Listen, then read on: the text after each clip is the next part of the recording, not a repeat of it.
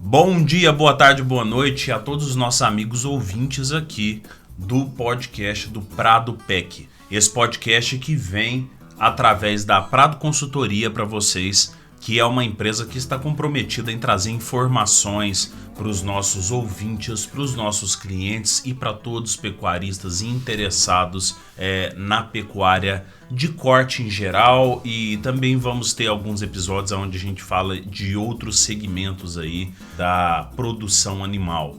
Estou aqui hoje com o professor Gilmar para a gente poder dar continuidade nos podcasts do Prado PEC tradicional, depois aí de 2 episódios de Prado PEC Gestão que nós tivemos, né? Principalmente que o professor Gilmar estava em viagem, ele ficou bastante tempo atendendo clientes em outros estados, e aí acabou que nesse intervalo de tempo nós não tivemos o contato suficiente aí para fazer uma gravação e dar essa continuidade que estamos dando agora. E vamos voltar então para aqueles assuntos práticos, aquele bate-papo interessante que traz muitos aspectos produtivos e dicas que podem auxiliar muito dentro do seu sistema de produção. Bom dia, professor Gilmar. Bom dia, Neto. Bom dia, pessoal. Mais uma vez, estamos aqui para compartilhar com vocês assuntos de fundamental importância quando se diz respeito à engorda, terminação de bovinos de corte a pasto. Nós vamos falar hoje sobre TIP, que a sigla é Terminação Intensiva a Pasto, né? Também conhecida como semi-confinamento. Antigamente falava-se muito em semi-confinamento, mas nós procuramos colocar hoje na TIP, a Terminação Intensiva a Pasto, uma maneira de um produtor fazer a engorda dos seus animais com resultados semelhantes ao confinamento. Normalmente, para aquele produtor, principalmente no pequeno, no médio produtor e até grande produtor, fazendo TIP, ela torna-se viável pelo fato de não ter a necessidade da conservação de volumosos ou do uso de volumosos, como silagem de milho, silagem de sorgo, cana, bagaço. Na TIP, eu estaria substituindo isso pela pastagem. Então, isso reduz de forma significativa a estrutura para a engorda dos animais. Eu vou levar na TIP apenas a ração concentrada para o coxo, para que os animais atendam suas exigências nutricionais e possam ter uma engorda eficiente a custo menor. Excelente, professor. Então, já que nós entramos aí nesse assunto para poder falar da terminação intensiva a pasto, que é uma prática que vem se desenvolvendo bastante, principalmente com cada vez mais o avanço da agricultura por todo o país, e aonde já se tem a agricultura bem avançada, nós temos o aumento de tecnologia para produção de novos ingredientes, né, para produção animal, de subprodutos que estão se tornando tão importante quanto os produtos principais, né, como é o exemplo do DDGS, que tem entrado muito nas nossas dietas, que apesar de ser um subproduto, tem uma altíssima qualidade, uma altíssima digestibilidade. Professor, quero te fazer uma pergunta aqui extremamente importante para quem está pensando em começar o seu planejamento na terminação intensiva a pasto. Vantagens e limitações. O que a pessoa deve se atentar na hora de pensar em fazer uma terminação intensiva a pasto? Vamos primeiro para as vantagens. Quais que são as vantagens desse sistema? Olha, veja bem, quando a gente tem em mãos uma propriedade para a produção de bovinos de corte, um dos grandes gargalos dessa eficiência de produção de carne são as pastagens no período seco. A gente chama de capacidade de suporte, a capacidade que a propriedade tem de alojar tantas cabeças por ano, mas alojar com quantidade de alimento suficiente. Isso é a capacidade de suporte, que é diferente de taxa de lotação. Taxa de lotação é o quanto de animal tem na propriedade, independente se está suportando ou não. Quando eu falo em capacidade de suporte, é o quanto de animais que a propriedade suporta. E isso é muito diferente para o período de chuvas, que é muito comum você ter aí um animal por hectare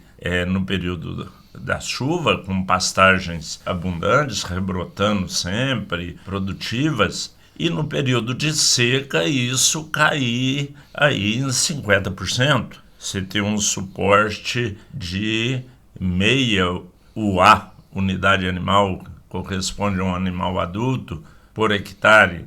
E mesmo assim, a maioria das vezes nem produz forragem para essa meia UA. Eu trabalho um pouco com estoque de forragem produzida durante o período de chuvas. Então, esse aumento da capacidade de suporte, eu acho que é uma das principais vantagens. Vamos dizer que eu vinha com 1.000 animais nas águas, na seca eu teria que baixar para 500 animais. Olha a diferença, teria que reduzir. A maioria dos produtores não consegue fazer isso. E quando não consegue e acaba degradando suas pastagens, a TIP vem para solucionar essa parte do problema. Eu venho com 1.000 animais, chego no período de seca, eu vou substituir a maior parte do alimento, que seria pastagens, passa a ser ração no coxo. Então, devido à grande substituição, e por isso a gente fala em TIP para consumos maiores, não com consumo pequeno durante o período de seca, nós não temos resultados para engorda. Ele poderia ser eficiente para recria, mas para engorda eu teria que entrar com consumos aí cerca de pelo menos 70% da ingestão de matéria seca pelo animal. Então, trocando em miúdos, vamos dizer que um boi consome em média, para efeito de conta, uma continha simples, 10 quilos de matéria seca, que é o alimento sem a água, por dia. Durante o período de chuvas, a gente poderia trabalhar com 60% de pastagens, ou 50%, e 40% a 50% de ração no coxo. Então, um boi para 10 quilos comeria 4 a 5 quilos de ração no período de chuvas. E no período de seca, em torno de 80% a 90% de ração e 20% a 10% apenas de pastagem, mesmo porque eu não vou ter essa pastagem. Então, esse aí é, a grosso modo, o sistema de produção na TIP, no período de chuva e no período de seca. E é importante a gente perceber, né, professor, que o pessoal muitas vezes não se atenta tanto para o lado da pastagem, igual a gente está comentando aqui agora. A saúde do capim, né, e principalmente a saúde do sistema radicular do capim. A partir do momento que você derruba a pastagem e deixa ela rapada, você está afetando diretamente a saúde da raiz do capim, o que vai prejudicar o retorno desse capim assim que a gente der um descanso para ele, né? Quando você abaixa demais o capim mais do que a altura de reserva, nós estamos falando aí de 20 centímetros de altura para a braquiária brisanta, estamos falando aí de 40 centímetros de altura para o mombaça, para o zuri, por exemplo. A partir do momento que você abaixa demais dessa altura de saída dos animais, você começa a prejudicar o período que esse capim retorna. Então, se a gente calcula antes um retorno em torno de 25 dias, por exemplo, nós estamos fazendo um sistema de alternado e quer que os animais retornem em 25 dias para aquele pasto. Se você prejudica esse sistema radicular, o animal quando retornar com 25 dias, o capim não vai estar recuperado, porque a gente não deu a capacidade de reserva do capim. Então, por isso, pessoal, é importante se atentar ao que o professor está falando agora. Nós fazemos um sistema onde a gente compensa o consumo de capim do coxo, mas nós não podemos ter aquela mentalidade que muitas vezes a gente encontra no campo do produtor que quer colocar 5, 6, 7, 8 animais por hectare no seu pasto e não quer compensar isso no coxo. Então, o único resultado que a gente encontra é a degradação intensiva da pastagem. Justamente. Outro ponto que a gente pode enumerar como vantagens da TIP é a produção, o custo da produção da arroba. A arroba produzida na TIP geralmente é mais baixo do que no confinamento. Isso, a explicação é muito simples.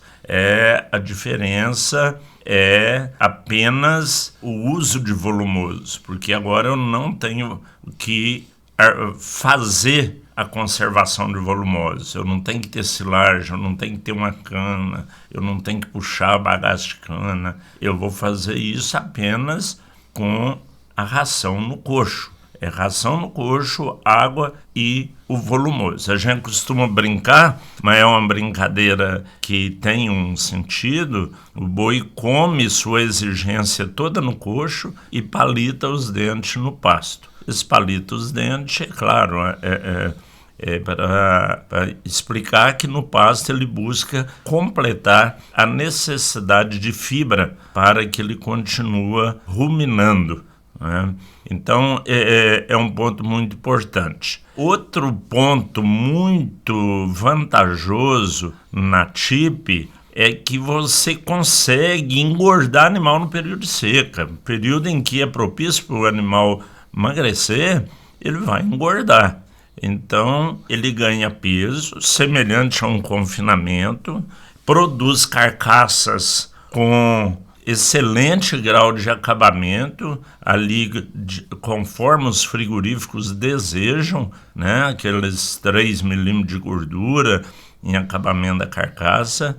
Então, tudo isso são vantagens que sem a TIP ou confinamento, você não consegue fazer, porque a engorda com base em pastagens, ela tem que ser no período de chuvas, com pastagem verde, ou partir para irrigação, que são sistemas diferentes. Então, é importante lembrar que quando a gente compara a TIP com o confinamento, um não substitui o outro. Nós temos alguns clientes que, inclusive, praticam as duas práticas. Ele tem confinamento e ele tem TIP. A TIP aproveita as pastagens, os locais que ficam de acesso mais fácil. Eu chego, trato com maior facilidade, porque imagina bem, quem tem uma TIP e tem um pasto muito afastado das instalações, fica impraticável ele levar a ração lá todos os dias. Então são aqueles pastos ali que estão estruturados próximo do centro da propriedade. E, por fim, outro ponto muito importante é a venda dos animais numa época favorável. Normalmente, como eu faço no período de seca essa engorda intensiva, esse período de seca, no Brasil, nós não temos produção de carne. O confinamento, ele é aí de 15% do volume de animais abatidos por ano. Então, é uma proporção muito pequena, de 10% a 15%.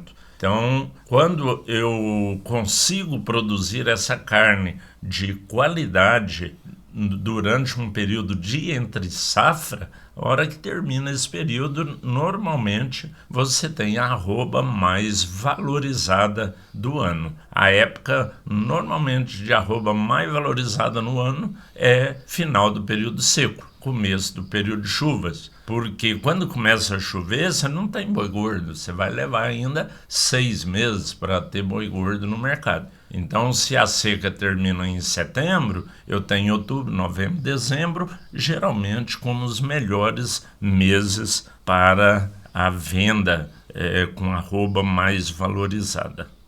Certo, professor. Mas como a gente fala, né? Todo bônus a gente tem um ônus também. Apesar de que o TIP a gente é até meio suspeito para falar, né? Porque são poucas limitações e o bônus acaba que compensa toda essa limitação. Mas conta pra gente um pouco, professor. O que pode ser considerado limitações para terminação intensiva a pasto? Olha, a principal limitação que eu vejo e que a gente chega e fala assim, por que não deu certo? Por que não teve aquele sucesso esperado na terminação? A principal delas é a falta de planejamento, principalmente na compra dos alimentos. Então, eu tenho que o maior componente do custo de produção dessa engorda são os grãos e farelos. Então, vamos dizer, milho, que representa aí 70%, 80% da ração, tem que ter planejamento, tem que comprar milho na hora certa, na região certa, fazer contratos antes, né, em épocas oportunas. Quem trabalha próximo às regiões de grãos, a viabilidade torna-se melhor, a agricultura estando presente melhora. Muitas vezes o produtor até vai produzir o seu próprio milho, e isso hoje eu falo, tudo que eu falo para milho serve para sorgo, que também é uma excelente matéria-prima energética. Então, este planejamento, eu tenho que estar com tudo definido, comprar um milho com preço bom, um sorgo com preço bem oportuno, estocar ou pagar armazenagem ou fazer contrato de retirada, seja qual for a forma. Eu tenho que estar planejado, tenho que estar com isso pronto. O maior erro é quando a arroba do boi começa a subir, sai todo mundo correndo atrás de comprar boi, de comprar milho, de comprar farelo, e aí fica praticamente inviável economicamente. Outro ponto muito importante que eu vejo é a aquisição de animais. Também tem que ter planejamento. Eu tenho que comprar animais durante todo o ano. Não esperar a época que eu comprei o milho, agora eu vou sair procurando boi e compra boi de qualquer preço, de qualquer qualidade. Então, esse é um ponto muito importante. Aquisição de animais. Ter uma estrutura e uma referência para a compra de animais. Dentro dessa compra, um fator muito importante é a qualidade genética. Animais de qualidade genética diferente, com a mesma comida, um ganha 1 quilo de carne por dia, o outro ganha 700 gramas de carne por dia. Olha, são 30% de diferença. E isso pode ser o lucro ou o prejuízo. Então, tem que trabalhar com animais de boa qualidade. Que a conversão alimentar seja melhor. Ou seja, para o mesmo tanto de comida, ele vai ganhar mais peso, mais carne. Evita aqueles animais muito baratos e que a hora que você fecha não vira nada, não ganha peso. Afinal de contas, a genética é o que determina o potencial do animal, né? Então é o que eu sempre costumo falar durante as palestras, é que a gente tem que obedecer o tripé. A genética é que faz a base de potencial. Se você não tiver genética, não adianta você investir o máximo nos outros pilares, né, que seria nutrição e manejo, esperando resultados astronômicos, né? A gente precisa ter uma base de potencial. Justamente, eu costumo até comparar, o boi vai caminhando para o mesmo que aconteceu com o suíno, com as aves, né? Grandes criatórios de frango só trabalham com a genética top de frango, que permite engordar um frango lá em 45, 50 dias. O suíno, mesma coisa. O bovino está caminhando para o mesmo. Aquele negócio de matar boi de 4, 5 anos de idade torna-se totalmente inviável. Eu falo que é a mesma coisa de fechar um frango caipira nas grandes granjas e querer engordar. Ele vai ficar dando comida e ele não ganha peso. O frango caipira tem o lugar dele, que é o sistema meio que solto. com suplementação mais solta. Assim é o boi. Eu tenho que tratar de forma intensiva aqueles animais que têm genética boa. São animais de padrão zootécnico bem estruturado para ganho de peso, para terminação.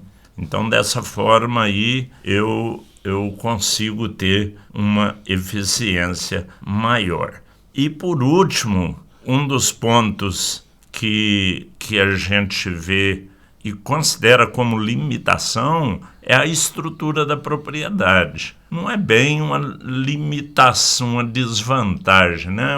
Uma limitação de que o produtor tem que estar consciente. Ele tem que ter uma estrutura de curral, né? Esse curral não precisa ser um curral bonito, ele é um cercado, geralmente ali igual de confinamento, ali de 15 metros quadrados por animal, disponível para o animal chegar, comer, beber sua água, talvez uma sombra ali, se não tiver sombra no pasto, e sair para o pasto para comer a forragem. Então é um cercado, uma remanga, um curral, onde ele tem coxo para ração, ele tem o coxo de água, se possível ali, ou mesmo no pasto, mas não muito longe, né? E tem a sombra, que é importante também. A outra parte de estrutura é a estrutura para fazer a ração. Uma fábrica de ração simples, onde eu vou processar aquela ração. Normalmente em misturadores fixos ou misturador tipo vagão, que permite eu tratar a granel. Os vagões ganham aí uma vantagem muito grande, porque permite eu jogar com a concha do trator mesmo, uma pá carregadeira, eu jogo o alimento, o milho, o farelo de soja, o caroço de algodão, o núcleo, misturou tudo, já sai e joga no coxo. Não tem que ficar ensacando, costurando, fazendo pia de ração. Então isso facilita muito. Excelente, professor. Eu acredito que nesse tópico, em termos de vantagens e limitações, nós conseguimos abordar muita coisa prática. Então agora, como uma forma de conduzir o passo a passo de quem vai implantar um sistema de TIP, mesmo que nós já abordamos muita coisa extremamente interessante, vamos dar uma passada rápida nestas etapas de implantação da terminação intensiva a pasto. Conta um pouco para a gente, professor, quais os passos a pessoa que está investindo no TIP deve correr? Sim, vamos lá. O primeiro passo que eu acho de fundamental importância é a escolha dos animais. Escolher aqueles animais que vão entrar para um determinado lote. Normalmente evita lotes muito grandes, acima de 100 animais. Mas posso colocar 120? Pode, sem problema, desde que sejam animais uniformes. Não, eu já vi caso de 120 animais, ter touro, ter vaca, bezerro, boi com chifre, boi sem chifre, cruzado, Nelore. Não, procura fazer lotes uniformes, isso é o principal. Se eu puder colocar abaixo de 100 animais, lote de 50, 60, 70, excelente.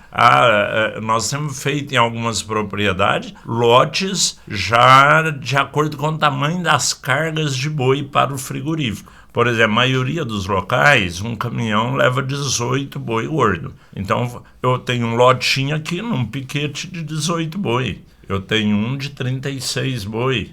Eu tenho um de 54, de 72, de 90, ou seja, por cargas de boi. Isso funciona super bem. É aquele negócio que entrou um lote para engordar, ele vai passar ali 90 dias normalmente na engorda, o próximo disso, e sai o lote todo. Não fica deixando animal para trás ou pescando o animal dentro do lote. O ideal é o lote que chega, entra, é tratado por 90 dias e vai para o frigorífico o lote todo. Mesmo porque algum animal que não acompanhar os outros, ele já é um animal de pior conversão. Então, mesmo que não ficou ideal, ele vai embora também, porque você já não vai colocar no meio de outros animais. Outro ponto, a estrutura de currais, que nós já falamos alguma coisa, e fábrica de ração é um ponto que tem que estar sempre atento. Eu tenho que ter uma remanga, um curral para cada lote desse. Se eu tiver 5 lotes para engorda de 50 animais, eu tenho que ter 5 currais ou remangas com coxo de comida, coxo de água, nessa forma. A estrutura da fábrica de ração tem que estar preparada para produzir de 5 a 10 quilos de ração por animal dia, sendo aí 5 quilos no período de chuvas, com pastagem abundante, e 10 quilos para o período auge do período da seca. Isso não significa que são esses valores exatos, tá? Eu posso começar com uma pastagem excelente, dando 2, 3 quilos de ração. À medida que a pastagem vai cortando, na chuva eu chego a 5, 6 quilos de ração. À medida que começa a chover, eu vou para 6 quilos, 7 quilos, 8 quilos, 9 quilos. Chegou o auge da seca, sem capim, eu estou com 10 quilos por animal dia. E o interessante, né, professor, é que muitas pessoas fazem alguns tipos de perguntas voltadas para esse sistema de terminação intensiva a pasto, até abordando esses 2 itens que você trabalhou aqui de escolha de animais e de estruturação. Primeiramente, relacionado à escolha, algumas pessoas perguntam para mim, Neto, quanto tempo eu vou deixar o animal dentro da terminação intensiva a pasto? Então, pessoal, a gente vai discutir aqui mais para frente quais são os resultados esperados e aí a gente tem que fazer conta, porque não depende somente do desempenho e se eu colocar qualquer animal eu vou tirar nesse tempo, por exemplo, igual o professor falou, de 90 dias. Depende muito do peso que eu vou colocar esse animal na entrada. Então temos que prestar muita atenção. A conta é simples. Peso de entrada mais a quantidade de dias multiplicado pelo ganho esperado que nós vamos ter para esse animal e o resultado tem que ser o peso estimado que eu tenho para retirar ele. Um outro ponto importante dentro dessa estrutura, a gente já procurar montar a estrutura, já que o trabalho ele é grande de qualquer forma, a gente já precisa pensar de certa forma a médio e longo prazo. Então, por exemplo, se você agora vai fechar ou colocar no TIP cerca de 150 animais, mais futuramente você pensa, se esse negócio der certo, eu quero continuar investindo mais. Então não monta uma estrutura fabril ou uma estrutura de currais somente para 150 animais. Já monta uma estrutura pensando nesse crescimento a médio e longo prazo. A estruturação ela é muito importante ser muito bem planejada. Professor, o que você acha importante, depois que a gente já fechou os animais, a gente estruturou a fábrica, estruturou os currais, quais que são as rotinas de manejo que eu devo prestar atenção na hora de fechar o animal no TIP? Olha, isso é um fator fundamental. Rotina, você falou bem. Rotina é aquilo que eu faço a mesma coisa todo dia. Então, a rotina de trato. Essa é um dos principais pontos do manejo que a gente tem que prestar muita atenção. Hoje nós trabalhamos na TIP com apenas um trato por dia. Qual o melhor horário? Olha, na prática, você vai ver muita gente falando 8 horas da manhã, 10 horas da manhã, espera o boi pastejar primeiro, depois... Fazenda é muito difícil você ficar determinando. Cada local tem um horário mais fácil de fazer. Eu acho que, eu pratico isso e recomendo que escolha o horário de manhã que dá para você fazer aquilo todo dia, no mesmo horário. Se marca 7 horas da manhã, que seja todo dia 7 horas da manhã, esteja colocando ração no coxo. Se são 8, 9, 10, não tem problema. Aquele horário, todos os dias, coloca toda a quantidade de ração. Mesmo porque no período de seca, você não tem risco de molhar essa ração, né? A ração molhada, o animal come ela muito bem, só que ela fermenta, ela não pode ficar estocada no coxo. Então, se der uma chuva aí, molha e o boi comeu, sem problema nenhum. Ele vai comer normalmente, come bem. Então, para o período de chuvas, eu tenho problema.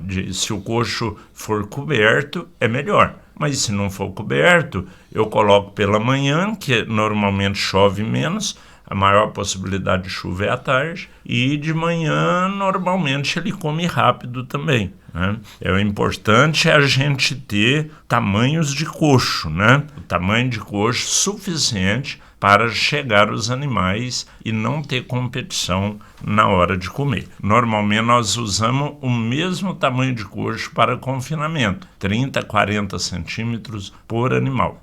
Ou seja, 100 bois em um lote, 30, 40 metros de coxo. Se for um coxo bem largo, aí de 70 centímetros a 1 metro, e possibilitar a chegada dos dois lados, eu posso considerar os dois lados. Então eu teria aí 100 bois, 40 metros de coxo, teria 20 metros apenas, e o boi chegando dos dois lados. É o suficiente, funciona bem, porque quando a comida não tem limitação, estima-se que 1/3 dos animais, 30%, 35%, comam ao mesmo tempo. Os outros vão estar deitados, ruminando, bebendo água ali por perto.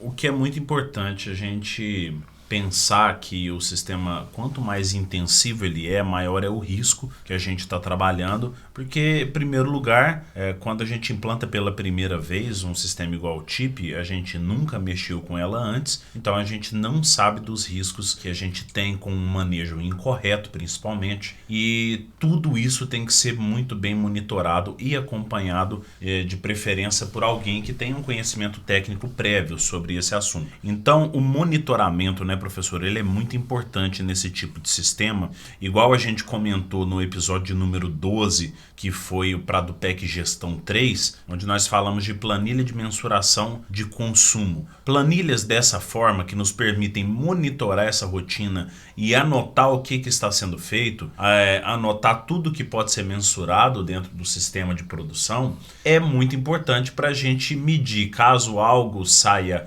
do nosso planejamento, a gente saiba exatamente aonde foi que aconteceu esse problema, aonde foi que a rotina deixou de ser praticada e que o animal pode dar uma produção um pouco mais baixa do que o esperado. Então é muito importante a gente manter, além da rotina que o professor falou, até parafraseando aqui o nosso grande amigo Cezinha, né, da empresa Fibro, ele falou em um grande treinamento que eu tive presente dele, ele disse assim: o animal ele gosta de 3 coisas no hábito alimentar dele: consistência, consistência e consistência. Então, o animal de rebanho, ele é um animal de hábito. Ele não é um animal que você pode fornecer uma comida às 7 horas da manhã, no outro dia 9, no outro dia 8, e ir variando demais esses horários. Ele gosta de comida, a mesma comida todos os dias, e ele também gosta de consistência nos horários. Assim a gente consegue implantar esse monitoramento correto e a gente consegue resultados mais garantidos nesse sistema de produção. E agora falando um pouco, professor, sobre quantidades oferecidas. O que você acha que é importante a gente salientar nesse tópico? Olha, a quantidade, vamos dizer, de ração oferecida por boi ao dia, que seria em um único trato, ela é muito simples da gente. Considera que um boi vai comer 10 quilos por dia.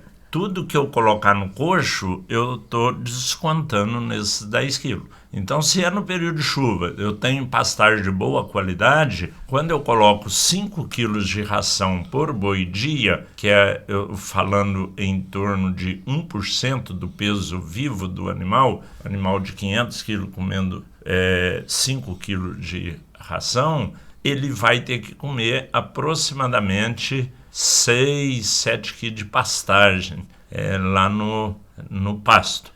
Isso porque o boi come, em média, 2,3% do peso vivo dele em matéria seca. Então, se eu dei 1%, sobrou 1,3% para a pastagem. Vale lembrar que toda vez que eu dou ração, eu estou dando em torno de 90% de matéria seca. 5 quilos de ração equivale, ainda tem um pouco de água, né? Equivale aproximadamente 4,5 kg de matéria seca. À medida que começa o período de seca, que a maioria da nossa engorda, eu acredito que seja no período seco, eu vou aumentando. porque a forragem vai diminuindo. E chego aí a 2%. A gente tem notado que 2% do peso vivo é praticamente 90% do consumo, né? E vai comer um 0,3%, que é aquele, entre aspas, palitar os dentes lá no pasto, só para ingerir a fibra necessária para a ruminação. Então é isso aí, ele começa aí comendo 3, 4, 5 e vai subindo de acordo com a pastagem vai reduzindo até atingir 10 quilos de ração por animal dia. Professor, entrando em detalhes naquele assunto que a gente tocou mais cedo sobre o período que o animal vai permanecer na terminação intensiva a pasto, conta um pouquinho mais para a gente. Quais que são os fatores que determinam quanto tempo que o animal vai permanecer dentro desse sistema de produção? Justamente, Neto, o período de permanência depende do peso de entrada, porque eu estipulo o peso que eu quero vender os animais. Normalmente os bovinos atingem esse acabamento acima dos 500 quilos de peso vivo. Então, sabendo que a engorda ela inicia geralmente quando termina o crescimento do animal, por volta de 400 quilos. Vamos falar com valores de referência. 400 quilos é um bom peso. Eu quero matar boi com 550 quilos, normalmente esse boi vai ganhar em torno de 1,5 kg, 1,4 kg por dia. Então, eu tratando esse boi 100 dias a 1,5 kg, ele ganhou 150 quilos, mais os 400, 550 quilos. Normalmente vai estar pronto para o abate. Então, o período é muito próximo disso, 90 a 120 dias, 3 a 4 meses. É claro, eu não posso fechar boi de 300 quilos. Pode, você só vai gastar agora 150 dias para levar esse boi próximo dos 550 quilos. Eu posso ficar mais do que 150 dias no trato? Pode também. Depende muito do preço da sua ração. Nós temos fazendas no Mato Grosso, onde é região com alta produção de grãos, em que a gente desmama o bezerro e já começa a tratar, no início uma ração mais proteica, né, para dar estrutura de desenvolvimento muscular, depois uma ração mais energética e trata dele até matar, vai 200, 220 dias ali. Então tudo isso tem que ser estudado de acordo com os custos, com facilidade, com disponibilidade de grãos na região. Então, um período de engorda, eu vejo aí 90% dos casos, 90 dias a 120 dias. Isso dá ganhos diários de peso vivo em torno de 1,4 kg, 1,5 kg por animal dia, mas o principal é o ganho de carcaça. Carcaça é aquilo que o frigorífico me compra. É o boi sem a barrigada, sem o couro, sem a cabeça, sem os pés. É aquelas duas bandas da carcaça, chamado boi casado ou vaca casada. Isso é o que eu vendo. Então, isso que eu quero, um ganho eficiente. Meu boi, eu não quero que ele fique ganhando rumen, ganhando conteúdo. Então, os chamados componentes não carcaça. O boi, quando eu trato mais ele diminui o sistema digestivo, a barrigada dele diminui, as vísceras diminuem e a carne aumenta a carcaça em relação ao conteúdo não carcaça. Então hoje uma conta muito boa de fazer, e eu recomendo que todo mundo, seja confinamento, seja TIP, faça, ou mesmo suplementação a pasto, é o ganho de carcaça. O que é isso? Para o boi magro, rendimento de carcaça 50%. Então eu fechei o boi de 200 kg, de 400 kg de peso vivo, ele é 200 é carcaça e 200 é não carcaça. Isso é praxe. Todo lugar que você for comprar um boi magro, chamado de boi magro, né, mas é um boi que não deu acabamento, ele está no crescimento dele, você paga 50% do peso em arroba de boi. Por isso que a gente costuma falar em arroba de boi de 30 quilos. É porque o rendimento é 50%. Bom, então eu fechei o boi de 400 quilos, eu tenho ali 200 quilos de carcaça. Tá? Eu vou confinar ou fazer chip nele durante 100 dias, ele vai ganhar 100 quilos de carcaça. Então, ele terminou com 200 que entrou, mais 100 de ganho, 300 quilos de carcaça. Esses 300 quilos de carcaça são 20 arrobas. 20 arrobas. Qual o peso vivo que deu? Não interessa, vai dar 540, 550 quilos, mas o que interessa é que o ganho da carcaça, que é aquilo que o frigorífico me paga, é muito próximo de 1 quilo por animal dia. Pode ter ganhos um pouco menores, animais de pior qualidade, por exemplo, suplementação não foi a quantidade ideal, mas pode ter ganhos maiores. Animal de genética muito boa, alimentação muito boa, chega a ganhar 1,1 kg, 1,2 kg de carcaça por animal dia. Lembrando que os melhores resultados que a gente tem visto, né, professor, são exatamente de pessoas que obedecem muito bem esse fluxo de harmonia entre os pilares, né? Pessoas que trabalham com uma genética altamente avançada, pessoas que trabalham com qualidade de alimento elevado, e geralmente isso daí está muito interligado com a capacidade de planejamento da pessoa, né? Então é muito importante a gente prestar atenção, porque, por exemplo, caso a pessoa tenha essa genética de alta qualidade, o alimento que fornecido no coxo também de alta qualidade, mas não planeja muito bem o seu pasto, ela pode acabar, no caso da TIP, derrubando esse ganho de peso aí por conta de uma pequena fração que a pastagem representa nessa alimentação. Estou falando aí no caso da seca, né? Porque a gente consegue ter pasto de boa qualidade na época da seca e a gente, consequentemente, vai aumentando essa quantidade de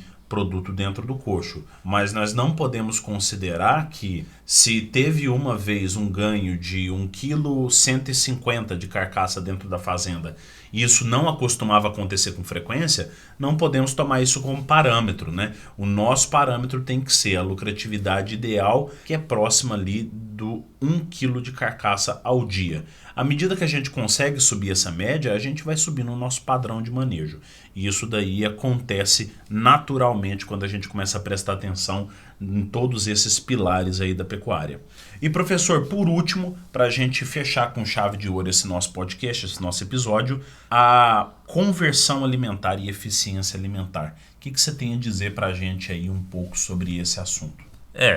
Neto, esses são os índices que vão fechar a viabilidade do sistema de engorda. Conversão alimentar é aquilo que o animal comeu para transformar, X quilos de alimento consumido para transformar em Y quilos de carcaça ou de peso vivo produzido. Normalmente as conversões estão próximo. Quanto mais baixo o número, melhor é.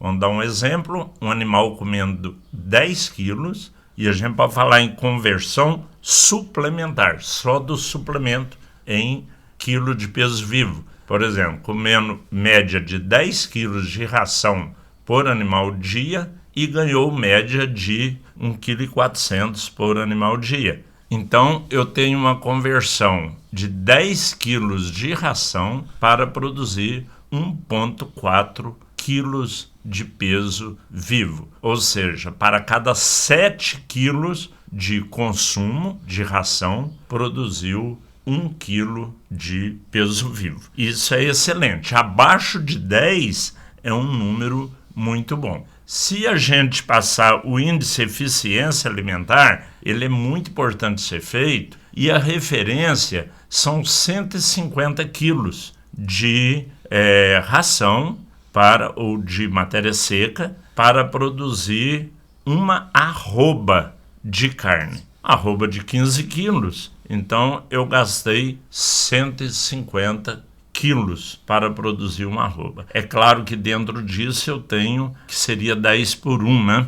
para cada 10 kg de alimento, 1 kg de carcaça. Então a eficiência alimentar é quanto menor, de 150, melhor. Se eu tiver animais de genética excelente, eu posso, com 140 kg de ração, fazer uma arroba de boi. Normalmente, 150 kg. Se eu estou gastando 180 kg de ração para fazer uma arroba de boi, tem coisa errada nisso aí. Então, a baliza é uma eficiência alimentar de 150 quilos de matéria seca para produzir uma arroba, e do lado da conversão alimentar, 10 por 1. 10 quilos de matéria seca para produzir 1 quilo de peso vivo, ou em torno de 7 quilos de matéria seca para produzir 1 quilo de peso vivo. Está sempre próximo disso. Mas vale lembrar que os programas de melhoramento têm feito animais avaliados individualmente,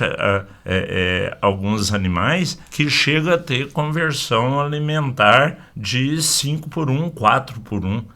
Então mostra o tanto de a variabilidade genética é grande no nosso rebanho. Por isso a gente tem que estar muito atento a essas condições dos rebanhos. Animais com alta capacidade de eficiência alimentar, de conversão, e animais que não têm essa capacidade, que devem ser eliminados do sistema. Excelente, professor, excelente, pessoal. Muito obrigado pela presença de vocês novamente nesse podcast, mais um podcast que está sendo um sucesso, muita gente dando vários feedbacks para a gente.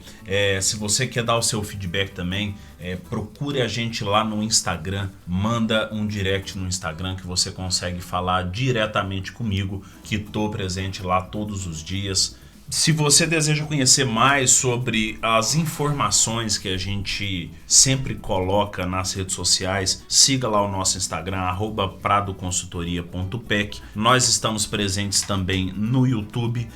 Nós temos muito conteúdo técnico aqui nos episódios do podcast, então se você ainda não teve a oportunidade de ouvir os episódios anteriores, faça uma maratona e volte lá no episódio número 1 e ouça os nossos episódios, que a gente tem muito conteúdo bacana, tanto voltado para a parte técnica, dicas técnicas, quanto voltado para a parte de gestão de propriedades rurais. Então acompanhe os nossos canais de redes sociais, que vocês vão ter sempre notícias dos nossos produtos. E também importante salientar que nós tivemos recentes lançamentos aí de cursos para quem está interessado em investir nessa área, para quem está interessado em se tornar um consultor. Procure saber um pouco também lá no nosso Instagram, entre em contato diretamente com a gente. Nós fizemos um fechamento breve aí desse fornecimento do curso por causa do final do período de lançamento, mas em breve nós já vamos abrir o link novamente para venda desses cursos para quem estiver interessado.